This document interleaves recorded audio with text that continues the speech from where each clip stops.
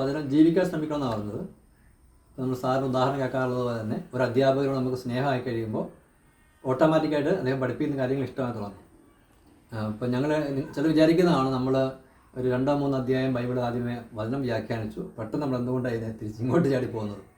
അപ്പോൾ അതിൻ്റെ കാരണം ഉള്ളിലൊരു ശക്തമായ പ്രേരണ വന്നത് ബൈബിൾ എന്ന ആ വിശുദ്ധ ഗ്രന്ഥത്തോട് നമുക്ക് വലിയൊരു സ്നേഹം ഉണ്ടായി കഴിയുമ്പോൾ ഓട്ടോമാറ്റിക്കായിട്ട് അത് വായിക്കാനും ധ്യാനിക്കാനും അത് ജീവിക്കാനുള്ളൊരു പ്രേരണ ഉണ്ടാകും. പക്ഷേ അതിന് ഏറ്റവും സഹായകരമായ അത്യാവശ്യമുള്ള കാര്യം ശരിയായ രീതിയിൽ നമുക്ക് വചനം വ്യാഖ്യാനിച്ച് കിട്ടണം. അപ്പോൾ അതിനുള്ള വഴികൾ എന്തൊക്കെയാണെന്നുള്ളതാണെന്ന് ബഹുമാനപ്പെട്ട മാത്യൂസ് പങ്കുവയ്ക്കുന്നത്. ഒരു കാര്യം നിങ്ങൾ ശ്രദ്ധിക്കണം. കത്തോലിക്കാ സഭയുടെ മതബോധന ഗ്രന്ഥത്തിലെ 103-ാമത്തെ ഖണ്ഡിക മുതൽ എൻ്റെ ഹെഡിങ് തന്നെ വിശുദ്ധ ഗ്രന്ഥം എന്നാണ്. അവിടെ പ്രതിപാദിച്ചിരിക്കുന്ന പ്രധാനപ്പെട്ട ചില കാര്യങ്ങളാണ് ഇവിടെ ഇപ്പോൾ മാത്യൂസ് ഇങ്ങനെ ഇവിടെ പറഞ്ഞു തരാൻ വേണ്ടി പോകുന്നത്. നമുക്കത് മനസ്സിലാക്കിയിരിക്കുന്നത് വ്യക്തിപരമായ വ്യാഖ്യാനത്തിലൂടെ തെറ്റിലകപ്പെടാതെ ശരിയായ രീതിയിൽ വ്യാഖ്യാനിച്ച് നമുക്ക് ആത്മരക്ഷ സഹായിക്കും. അതുകൊണ്ട് പ്രാർത്ഥന നമുക്കത് ശ്രദ്ധിക്കും. വചനം എന്ന് പറയുന്നത് സഭയുടെ സമ്പത്താണ്. അപ്പോൾ എല്ലാ വചന വ്യാഖ്യാനങ്ങളും വചന വായനയും എല്ലാ സഭ നമുക്ക് തന്നിരിക്കുന്ന മാർഗനിർദ്ദേശങ്ങൾക്ക് അപ്പച്ചൻ പറഞ്ഞത് വളരെ പ്രധാനപ്പെട്ട കാര്യം. കാരണം വിശുദ്ധ ബൈബിളിനെ വിളിക്കുന്നത് തന്നെ സഭയുടെ പുത്രി എന്നാണ്. അതെ അതെ, സഭയുടെ പുത്രി എന്നാണ്. അപ്പോൾ ബിച്ചൻ ഇങ്ങനെ ബൈബിൾ വചനം വ്യാഖ്യാനിച്ചു ധ്യാനിപ്പിക്കുന്ന ആളാണല്ലോ, അതേക്കുറിച്ച് എന്താണ് വ്യക്തിപരമായിട്ട് അഭിപ്രായം? എൻ്റെ ഒരു അഭിപ്രായം ഇപ്പോൾ പറഞ്ഞു നിർത്തിയതുപോലെ തന്നെ ഒരു 19-20 വയസ്സ് ഉള്ള സമയത്താണ് ഞാൻ വിശുദ്ധ ബൈബിൾ എന്ന പുസ്തകം ഗൗരവമായിട്ട് കയ്യിലെടുക്കുന്നത്. അപ്പോൾ അതിനു മുമ്പ് വിശുദ്ധ ബൈബിളിനെ കുറിച്ച് ആദ്യം ധാരണയില്ല. പിന്നെ ഒരു കരിസ്മാറ്റിക് ധ്യാനം കൂടി. അങ്ങനെ നമ്മൾ ബൈബിൾ വായിക്കാൻ തുടങ്ങി. ക്രമേണ ഞാൻ തന്നെ മനസ്സിലാക്കുന്നു ബൈബിൾ വായിച്ചു കഴിയുമ്പോൾ അതിൻ്റെ അകത്ത് നിന്ന് പല പല അർത്ഥങ്ങൾ. അപ്പോൾ ഇപ്പോൾ മാത്യുവച്ചൻ ഇനി കുറച്ച് കാര്യങ്ങൾ പറയാൻ വേണ്ടി പോവാണ്, വ്യാഖ്യാന രീതികളൊക്കെ. അപ്പോൾ ഈ വ്യാഖ്യാന രീതികളെക്കുറിച്ച് ഒരിക്കലും ഒരു തിയോളജി ക്ലാസ്സിലോ സെമിനാറിലോ ഒന്നും പോകാത്ത ഞാൻ ഈ വ്യാഖ്യാന രീതികൾ ഞാൻ പോലും അറിയാതെ ഇങ്ങനെ എന്നിൽ നിന്ന് അതിൻ്റെ ശരിയായ ക്രമത്തിൽ സംഭവിക്കുന്നത് ഞാൻ അറിഞ്ഞു. അപ്പോൾ അത് തീർച്ചയായിട്ടും പരിശുദ്ധാത്മാവിൻ്റെ പ്രവൃത്തിയാണെന്ന് ഞാൻ മനസ്സിലാക്കുന്നു. കാരണം നമ്മളിനി പറയുന്ന ഈ വ്യാഖ്യാന രീതികളെല്ലാം സഭയിൽ നടക്കുന്നത് പരിശുദ്ധാത്മാവാണ്. അപ്പോൾ ഞാൻ ചെയ്തുകൊണ്ടിരുന്ന കാര്യം, എനിക്ക് എന്തെങ്കിലും ഒരു പുതിയ വ്യാഖ്യാനം, ഒരു പുതിയ അർത്ഥതലം ലഭിച്ചു കഴിയുമ്പോൾ ഉടനെ ഇതിൻ്റെ ഔദ്യോഗിക വ്യാഖ്യാതാവായ സഭ എന്ത് പറയുന്നു എന്നറിയാൻ വേണ്ടി ഒരു ഉത്സാഹം ദൈവം തന്നെ എനിക്ക് തരുന്നു. എനിക്ക് കുറച്ച് ഗൗരവമുള്ളതാണെങ്കിൽ ഞാൻ അറിയപ്പെടുന്ന ദൈവശാസ്ത്രജ്ഞ അച്ഛന്മാരുടെ മറ്റോ എന്നുള്ളൊരു വിശദീകരണം തേടുന്നു. എന്തായാലും പരിശുദ്ധാത്മാവിൻ്റെ ഒരു സഹായത്താൽ ഈ വ്യാഖ്യാന രീതികളൊക്കെ കാര്യമായ തെറ്റുകളൊന്നും കൂടാതെ തന്നെ പഠിക്കാനായിട്ട് ഇടയായി. അത് ഏതൊക്കെയാണെന്നുള്ളത് അച്ഛൻ വിശദീകരിക്കുമ്പോൾ വളരെ ക്ലാരിറ്റി നമുക്ക് ആ കാര്യത്തിൽ ലഭിക്കും. ഈ വചന വ്യാഖ്യാനത്തെക്കുറിച്ച് 7 തരത്തിലുള്ള വ്യാഖ്യാന രീതികളെക്കുറിച്ചാണ് സഭ പഠിപ്പിക്കുന്നത്. ഒന്ന് വചനത്തിൻ്റെ അർത്ഥം, ഒന്ന് വാച്യാർത്ഥമാണ്. വാച്യാർത്ഥം ഞാൻ വചനം വായിക്കുന്ന അതേ അർത്ഥം തന്നെ. ഉദാഹരണം പറഞ്ഞാൽ, നിന്റെ കണ്ണ് നിനക്ക് പാപഹേതുവാണെങ്കിൽ നീ അത് ചൂഴ്ന്നെടുത്ത് കളയുക. അതിൻ്റെ അർത്ഥം എന്താണ്? കണ്ണ് ചൂഴ്ന്നെടുത്ത് അങ്ങനെ തന്നെ ചുരുക്കം വരണം ചെയ്തിട്ടുണ്ടെന്ന് തോന്നുന്നു. ചുരുക്കം ചില വിശുദ്ധർ എങ്ങനെ വചനം അതേപടി ജീവിക്കണമെന്ന് പറഞ്ഞ് ചെയ്തിട്ടുണ്ട്. പക്ഷെ ചില വചനങ്ങൾക്ക് അങ്ങനെ തന്നെ ജീവിക്കേണ്ടതാണെന്ന് തോന്നുന്നല്ലേ? ചില വചനങ്ങൾ അങ്ങനെ തന്നെയുണ്ട്. അതിനെക്കുള്ളതെല്ലാം പറ്റി ദരിദ്രർ കൊടുക്കുക, പിന്നെ അനുഗമിക്കുക. എനിക്കൊന്ന് അസിസ്റ്റർ ഫ്രാൻസിസ് ഒക്കെ അങ്ങനെ തന്നെ അല്ലേ? അതേപോലെ ജീവിച്ച വ്യക്തിയാണ്. അപ്പോൾ അതാണ് അതിൻ്റെ വാച്യാർത്ഥം. വാച്യാർത്ഥത്തിൽ എല്ലാ വചനവും നമ്മൾ എടുക്കണമെന്ന് ചോദിച്ചാൽ അതിൻ്റെ ആവശ്യമില്ല. എല്ലാവരും എടുക്കേണ്ട ആവശ്യം കാണുകയില്ല. അതാണ് അതിൻ്റെ രണ്ടാമത്തെ അർത്ഥം എന്ന് പറയുന്നത്, അതിൻ്റെ ആത്മീയ അർത്ഥം.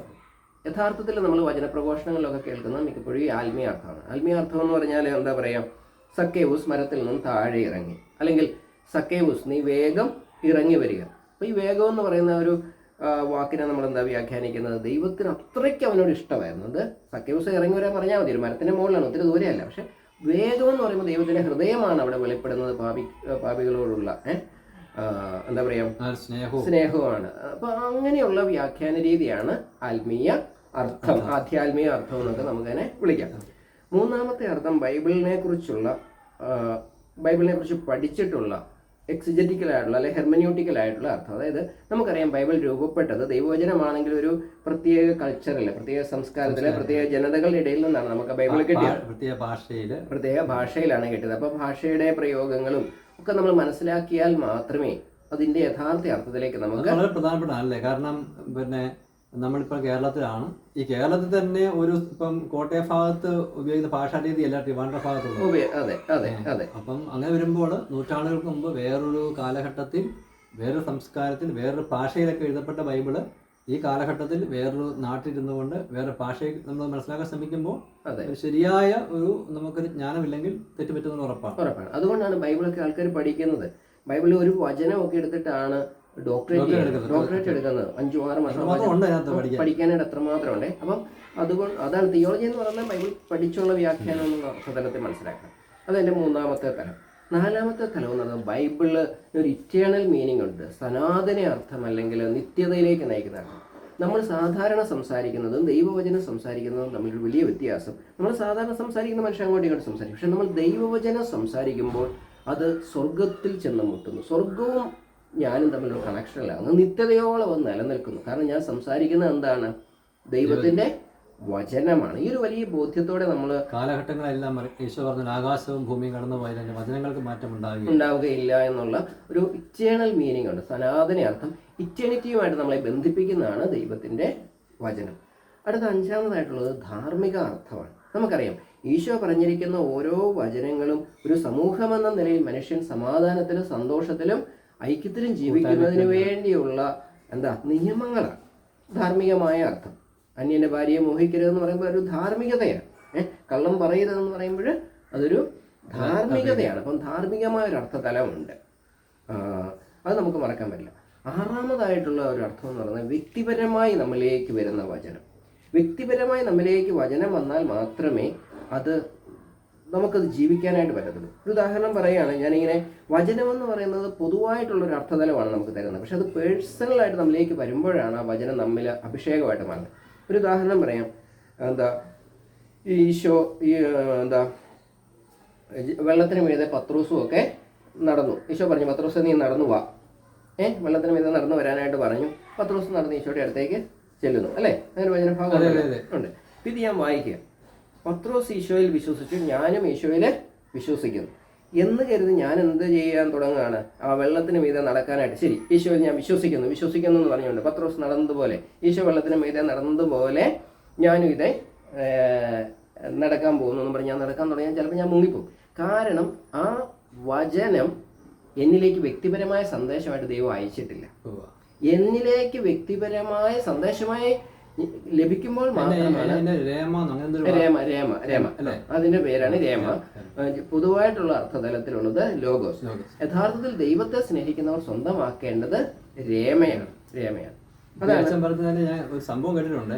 ഒരു വിദേശത്തുള്ള ഒരു ശുശ്രൂഷൻ പറഞ്ഞതാണ്. അദ്ദേഹത്തിന്റെ ശുശ്രൂഷ കൺവെൻഷൻ മറ്റായിരുന്നു. നടന്നുകൊണ്ടിരിക്കുമ്പോൾ കുറച്ച് ദൂരെ നിന്ന് 3 പെൺകുട്ടികൾ ഇത് കേൾക്കാൻ വരുമായിരുന്നു. ഒരു നദി കടന്ന് അവർ വരേണ്ടിയിരുന്നത്. അപ്പോൾ മഴയൊന്നുമില്ല, നല്ല കാലാവസ്ഥ. പക്ഷെ 3ാം ദിവസം ഈ വലിയ മഴ പെയ്ത് പുഴയെ വെള്ളമായി. ഇവർ വരുവാണ്. അപ്പം ഒരുത്തി പിന്നെ വന്നിട്ട് പറഞ്ഞു, നമ്മൾ കഴിഞ്ഞ ദിവസം കേട്ട വചനം ഓർക്കുന്നില്ലേ? ആദ്യം പറഞ്ഞ 10 ദിവസം വെള്ളത്തിൽ നടന്നു, നമുക്ക് വിശ്വാസമുണ്ട് എന്ന് പറഞ്ഞ കുട്ടി നടന്നു, കുട്ടി മരിച്ചുപോയെന്ന് കേട്ടത്. അത് സംഭവമായിട്ട് അദ്ദേഹം പറഞ്ഞു. സംഭവം പറഞ്ഞിട്ട് അദ്ദേഹം പറയുകയാണ്, അങ്ങനെ ഈ പറഞ്ഞ രീതിയിൽ നമ്മൾ ലോഗോസിൽ നമ്മൾ രേമയാക്കി നമുക്ക് ലഭിച്ചാലേ അത് നമ്മുടേതായി നമുക്കുള്ള സന്ദേശമായിട്ടത് വരുന്നുണ്ട്. പിന്നെ വചനത്തിൻ്റെ ഒരു പ്രത്യേകത എന്ന് പറഞ്ഞാൽ വചനം അനുനിമിഷം വളർന്നുകൊണ്ടിരിക്കുന്ന ഒരു യാഥാർത്ഥ്യമാണ്. ഇപ്പോൾ ഒരു ഉദാഹരണം പറഞ്ഞാൽ, ഞാൻ ഒരു കപ്പുച്ചൻ സഭയിലെ അംഗമാണ്. അപ്പോൾ കപ്പുച്ചൻ മിഷൻ ധ്യാനത്തിൻ്റെ ഭാഗമായിട്ട് പല ഇടവുകളിലും പോകും. ചില ഇടവുകൾ തീരെ ഗ്രാമീണരായിട്ടുള്ള വലിയ വിദ്യാഭ്യാസമൊന്നും ഇല്ലാത്തവരുടെ ഒരു സ്ഥലമായിരിക്കും. ചിലത് അത്യാവശ്യം ഇരിക്കുന്ന ഓഡിയൻസിൽ അത്യാവശ്യം പഠിപ്പുള്ളവരും ഉണ്ടാവും, പഠിപ്പ് കുറഞ്ഞവരും ഉണ്ടാവും. വേറൊരു ഓഡിയൻസ് എന്ന് പറയുന്നത് വലിയ പട്ടണത്തിലുള്ള കൊറോന പള്ളിയോ കത്തീഡ്രൽ പള്ളിയോ ഒക്കെ ആയിരിക്കും. അവിടെ എല്ലാവരും പഠിത്തക്കാരാണ്.